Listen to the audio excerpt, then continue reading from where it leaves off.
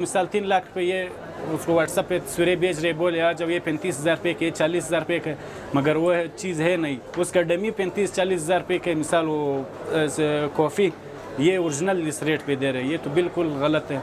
Original चीज़ तकरीबन 3 लाख रुपये का ये व्हाट्सएप पे तस्वीरें भेज रहे वो बंदे को, क्या जब ये आपको ये चीज़ ओरिजिनल चीज़ बिल्कुल सस्ता मिलेगा, बस 8,000-5,000 अकाउंट में ट्रांसफ़र करे वो बंदा जो ले रहे। 4-5 दुकानें, एक आईफोन जोन वाला है, एक ये मेरा अपना दुकान है कोयटा मोबाइल सेंटर, तीसरा दुकान है किफ़ायत मोबाइल सेंटर, फिर चौथा इसी तरह है वो बड़ा दुकान है कासिम दुकान है फ्रंट पे बिल्कुल। ये 4-5 दुकानें ये ऑनलाइन काम करता है। मिसाल अबिल्ला का चीज़ है, आपको बोले कि 30,000-35,000 रुपये पे मैं दे रहा हूँ, सही है।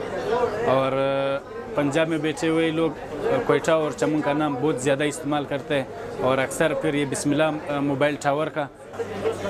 मेरा ये मशवरा है कि ऑनलाइन पेमेंट किसी को भी नहीं भेजना। अगर आपको कोयटा में रिश्तेदार है तो उस